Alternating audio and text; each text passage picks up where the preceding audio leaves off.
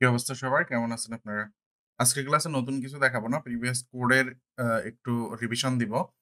একজনে কমেন্ট করছেন, "ভাই মোটামুটি সবকিছু বুঝছিলাম। কিন্তু শেষে কমন রেসপন্স এটা কি করলেন? বুঝে আসে নাই। এভাবে কখনো কাউকে করতে দেখি নাই।" ওকে? আর মডেল ডাটা ইনসার্ট করলে কি ফাস্ট কাজ করে বেশি? আমি এইভাবে করলে আমার কোড যাদের সাথে কাজ করি তারা বুঝবে না। আচ্ছা। আবার বলছেন ট্রেইট এর রেসপন্স গুলো কিভাবে কাজ করতেছে আরেকবার বুঝাই দিবেন? ওকে। ঠিক আছে আমি ব্যাপারটা আরেকটু এক্সপ্লেইন করছি আপনাদের। ভিডিওটি ভালো লাগলে সাবস্ক্রাইব করে রাখুন এবং লাইক, শেয়ার, কমেন্ট করতে ভুলবেন না। দেখেন আগে হচ্ছে আমাদের ট্রেইট জিনিসটা কি এটা বুঝতে হবে। আমরা হচ্ছে একটু কন্ট্রোলারের উপরে যাই। দেখেন কন্ট্রোলার এটা এক্সটেন্ড করছে অথ কন্ট্রোলার যেটা এটা এক্সটেন্ড করছে কন্ট্রোলারকে। এখন আমি চাইলেও এখানে আরেকটা ক্লাস এক্সটেন্ড করতে পারব না। অর্থাৎ PHP মাল্টিপল ইনহেরিট্যান্স সাপোর্ট করে না। তো আমি চাইলেও আরেকটা ক্লাস এখানে এক্সটেন্ড করতে পারবো না। তাহলে সলিউশন কি? সলিউশন হচ্ছে ট্রেড তৈরি করা। তো আমি একটা ট্রেড তৈরি করছি। যে ট্রেডের ভিতরে হচ্ছে একটা রেসপন্স নামে ফাংশন আছে। যেই ফাংশনের কাজ হচ্ছে ও আমার যতগুলা এপিআই আছে সবগুলির রেসপন্স সে হ্যান্ডেল করবে। অর্থাৎ এখানে দেখেন আমি হচ্ছে রিটার্ন দিস রেসপন্স দিছি। রিটার্ন দিস রেসপন্স দেওয়ার কারণে সে একটা ফরম্যাটে আমাকে ডেটা সেন্ড করতেছে। যেমন আমি দেখি এখানে একটু ইউজার নেম আর এগুলো একটু চেঞ্জ করে দেই। চেঞ্জ করে দিয়ে আমি হচ্ছে রিকোয়েস্ট দিলাম। দেখেন সে আমাকে একটা ফরম্যাটে দিচ্ছে। অর্থাৎ এই জিনিসগুলি আমার কমন। প্রত্যেকটা রেসপন্সেই সেম রেসপন্স যাবে। আমি আরেকটা ফাংশন তৈরি করি দেখেন এপিআই এখানে মনে করেন টেস্ট নামের একটা রাউট তৈরি করি আমি। রাউট গেট বললাম হচ্ছে টেস্ট। টেস্ট বলে আমি হচ্ছে উপরের এখানে একটা টেস্ট ফাংশন নেব। এটাকে কপি করতে পারি। টেস্ট ফাংশনে আমি ট্রিগার করে দিলাম। ওকে আমার টেস্ট ফাংশনটা নাই। আমি টেস্ট ফাংশনটা এখানে নিচে তৈরি করি। বলি হচ্ছে পাবলিক ফাংশন টেস্ট। এখান থেকে জাস্ট আমি রিটার্ন করব return response this response.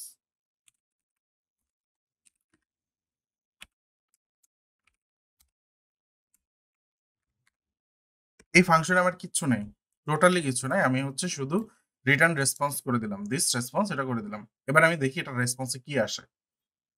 Suppose আমি এটাকে কপি করে নিই, কপি করে নিয়ে এখানে জাস্ট টেস্ট বলে দিলাম। আচ্ছা সরি, এটা এখান থেকে করলে হবে না, এখান থেকে ক্রিয়েট করতে হবে। ওকে আমি হচ্ছে নিউ রিকোয়েস্ট নেই,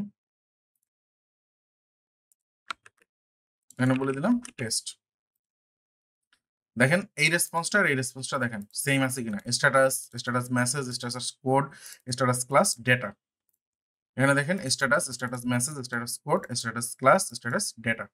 অর্থাৎ আমার যে রেসপন্সটা এপিআই তে যে রেসপন্সটা যাবে সেই রেসপন্সটা একদম সেম প্যাটার্নে যাচ্ছে। এটাই হচ্ছে আমার উদ্দেশ্য।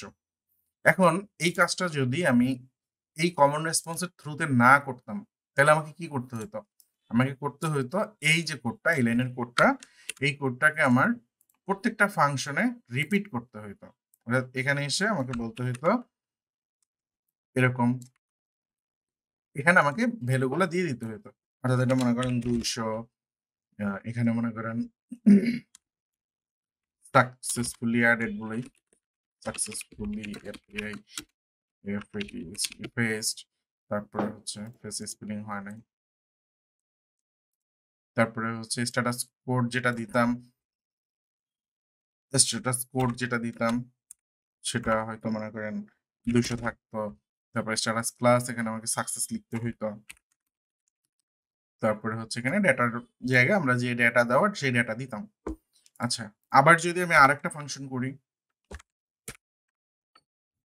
সাপোজ আমি এই ফাংশনটাকে কপি করলাম মনে করেন টেস্ট 2, তখন কি করতে হইতো? এখানে আবার আমাকে চেঞ্জ করতে হতো। মানে এই কোডটা আমার সব জায়গায় সেম হইতো, কি বলে রিপিট করতে হইতো। আমাকে এই প্যাটার্নটা রিপিট করতে হইতো। এখন আমি যেটা করছি তাতে আমাকে এই কোডটা রিপিট করতে হচ্ছে না এবং আমাকে এই সবগুলো ভ্যালু সব জায়গায় দিতে হচ্ছে না, কারণ আমি ডিফল্ট কিছু ভ্যালু সেট করে রাখছি। যেমন যদি সাকসেস হয়, অর্থাৎ এখান থেকে যদি যায় ক্যাচে না ঢুকে তাহলে হচ্ছে সাকসেস মেসেজ সাকসেস স্ট্যাটাস 2 যাচ্ছে, অর্থাৎ আমি এখানে ডিফল্ট যেটা বলে দিছি ওইটা যাচ্ছে। ঠিক আছে, এখান থেকে ডিফল্ট গুলা যাচ্ছে। শুধু আমার ফেইল্ড এর ক্ষেত্রে আলাদা করতে হচ্ছে, অর্থাৎ এই ফেইল্ড এর ক্ষেত্রে আমি আলাদা করে সেটাও এখানে বলে দিছি। তো যার জন্য আমার এখানে কোড অনেক কমে গেছে, আমাকে রিপিটেড কোড করতে হচ্ছে না। এটাই হচ্ছে পারপাস, আর কিছু না। সব বুঝতে পারছেন? এখানে যেটা যেটা লাগবে, যেমন দেখেন এখানে ডেটাটা আমার লাগতেছে, ডেটাটা আমি পাঠিয়ে দিলাম। আর হচ্ছে স্ট্যাটাস মেসেজটা চেঞ্জ হবে, ডিফল্ট স্ট্যাটাস মেসেজ যেটা আছে এটা না, ডিফল্ট স্ট্যাটাস মেসেজ সাকসেস আছে। আমি চাইলে এটাও দিতে পারতাম, বাট এটা স্পেসিফিক করে দিছি আমি এখানে ভ্যালুটা। আর ফেইল্ড এর ক্ষেত্রে কি করছি, ফেইল্ড এর ক্ষেত্রে আমি হচ্ছে থ্রোয়েবল এর গেট মেসেজটা দিছি, স্ট্যাটাস কোডটা দিছি, আর ডেঞ্জার পাঠিয়ে দিছি, স্ট্যাটাস ফলস গেছে। That's all. ঠিক আছে, এখন যতগুলা ফাংশন আমরা করব সব জায়গাতেই এই সেম প্যাটার্নটা আমি ইউজ করব, আমাকে আর রিপিটেড কোড এইগুলা করতে হচ্ছে না।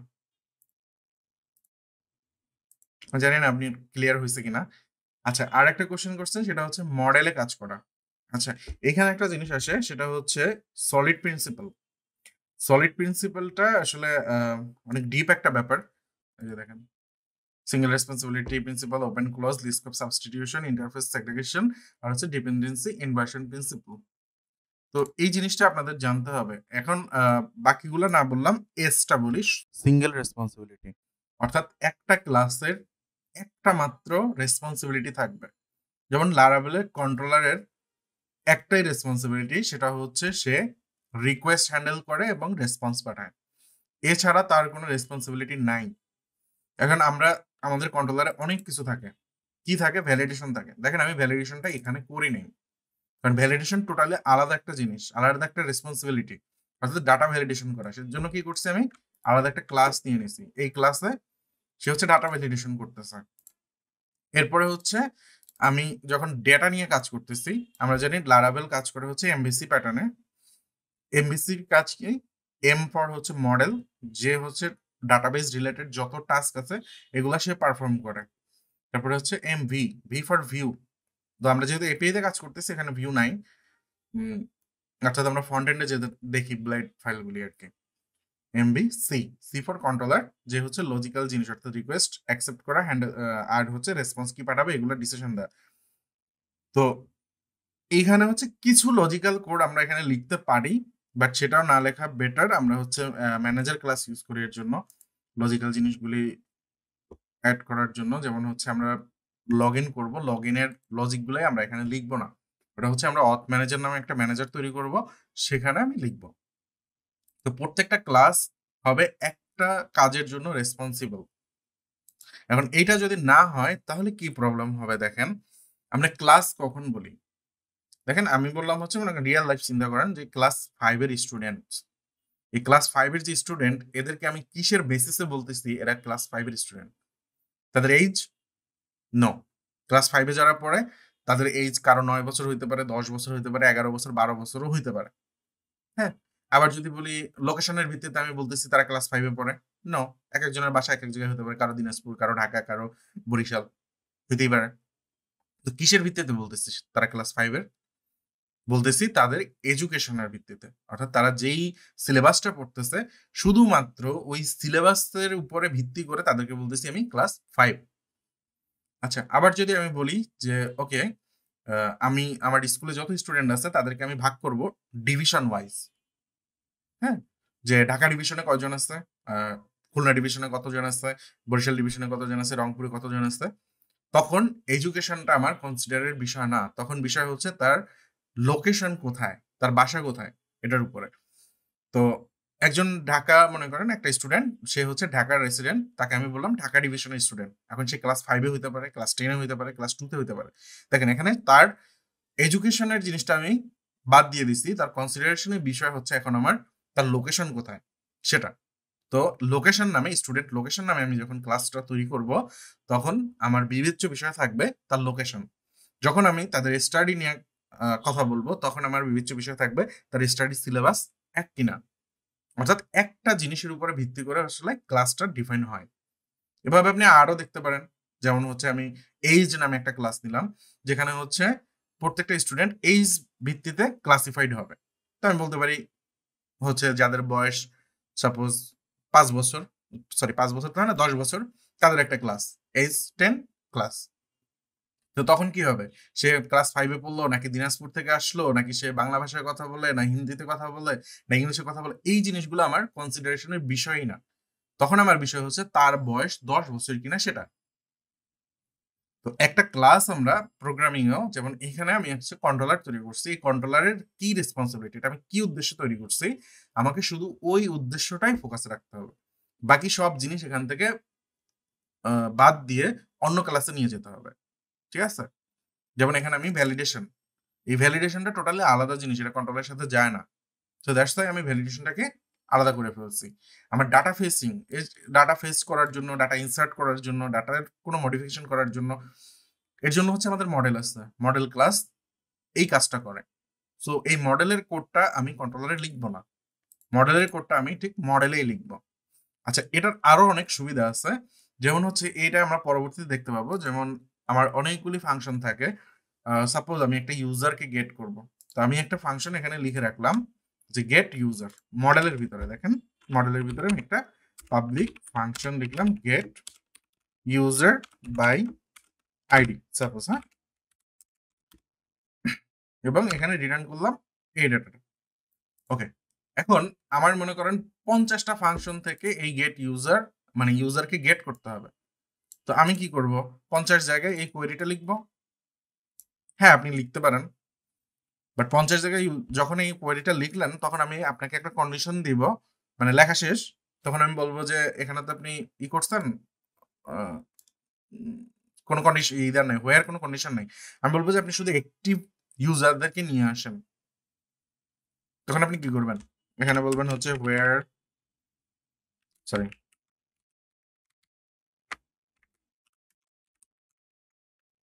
হোয়ার স্ট্যাটাস ইকুয়াল টু অ্যাক্টিভ, তাই তো? অ্যাক্টিভ বলতে হচ্ছে আমি সেলফ অ্যাক্টিভটা বোঝাচ্ছি, সেলফ অ্যাক্টিভ। আপনি এটা বলবেন কত জায়গায় বলবেন, 50 জায়গায়। অর্থাৎ যেই যেই জায়গায় আপনি এই কোয়েরিটা করছেন আপনার মনেও থাকবে না, আপনি যে কোডে কোথায় কোথায় লিখে রাখছেন আপনার মনে থাকবে না। সুপার হিউম্যান না আপনি, কয়েক লাখ লাইন কোড লিখবেন, কোথায় কোন কন্ডিশন দিচ্ছেন সব সময় এটা মাথায় থাকবে না আপনার। আপনি 50 জায়গায় চেঞ্জ করতে পারবেন, আপনি 2-3 জায়গা 5 জায়গা মিস করে যাবেন। সো আপনি যদি এরকম ফাংশনটা, অর্থাৎ আমি এই ফাংশনটা নিলাম, আমার কাছে কন্ডিশন আসছে ইউজার যখন আমি ফেস করতে যাব তখন আমাকে অ্যাক্টিভ ইউজার নিতে হবে। আমি কি করব, আমি জাস্ট এই একটা জায়গায় একটা কন্ডিশন বসাই দিব। দুনিয়ার যত জায়গায় আমি এই ফাংশনটাকে ইউজ করছি সব জায়গায় চেঞ্জ হয়ে যাবে। সো কোডের রিউজেবিলিটি বাড়ে, কোডের মডিফিকেশন বাড়ে, মানে মডিফিকেশনটা খুব ইজিলি করা যায়, কোড রিডেবল হয়, আন্ডারস্ট্যান্ডেবল হয়। ঠিক আছে? সো যেই ক্লাসের যেইভাবে হচ্ছে যার যেই রেসপন্সিবিলিটি সেই অনুযায়ী আমরা কোড করব। এটা ফার্স্টের দিকে আপনাকে একটু প্যারা দিবে, একটু মনে হবে যে না কত জায়গায় কত গিয়ে কাজ করতেছে, বাট আলটিমেটলি এই জিনিসটা আপনাকে লং টার্মে অনেক সুবিধা দিবে। এবং আপনার কোড যদি এভাবে দেখে অন্য একটা ডেভেলপার বুঝে যাবে যে না এই ডেভেলপারটা ভালো ডেভেলপার, সে কোডিং প্যাটার্ন সম্পর্কে জানে, সে সলিড প্রিন্সিপাল জানে, এটসেট্রা এটসেট্রা। আর যদি দেখে যে না আপনি সব কোড কন্ট্রোলারে করে রাখছেন, আমি কিন্তু চাইলে সব কোড ইচ এন্ড এভরিথিং এখানে যা যা আছে দেখেন আমি কতগুলো ইউজ করছি, ভ্যালিডেশন ইউজ করছি, এটা এখানে করতে পারতাম, আমি রেজিস্ট্রেশনের ক্লাসটা এখানে তৈরি করছি সেটা করতে পারতাম, ডাটা প্রিপেয়ারটা এখানে করতে পারতাম, এই ডাটা সেন্টটা এখানে করতে পারতাম, আমি হচ্ছে এই যে রিসোর্স আনছি রিসোর্সের ডাটাটাও এখানে আমি প্রিপেয়ার করতে পারতাম, তারপরে হচ্ছে এই লগ ফেল এখানে করতে পারতাম, ফেইল্ড ক্লাস এটা এখানে করতে পারতাম, সবকিছু আমি এখানে করতে পারতাম। তখন যখন একটা এক্সপার্ট ডেভেলপার আমার এই কোডটা দেখতো বলতো গার্বেজ কোড, কোডিং এর কিছু জানে না। তো কোডিংটা এইভাবে কাজ করে না, কোডিংটাকে আপনি যত অপটিমাইজ করতে পারেন, যত রিউজেবল করতে পারেন। আমি একটা ফাংশন লিখছি, এই ফাংশনটা আমি আমার এই প্রজেক্টে যতগুলি রাউট হবে প্রত্যেকটা রাউটের জন্য এই ফাংশনটা ইউজ করব। এক জায়গা থেকে চেঞ্জ করা লাগলে আমি এক জায়গায় চেঞ্জ করব। তো আমার এখানে রাউট হবে কয়েকশো, হাজারও হয়ে যেতে পারে। তো এই 1000 জায়গায় আমার যদি চেঞ্জ আসে আপনার কি পরিমাণে এফোর্টটা দিতে হবে চিন্তা করেন। আর আমি এখন যে প্যাটার্নে কোডটা করছি আমি জাস্ট একটা জায়গায় চেঞ্জ করব যদি আমার দরকার হয়।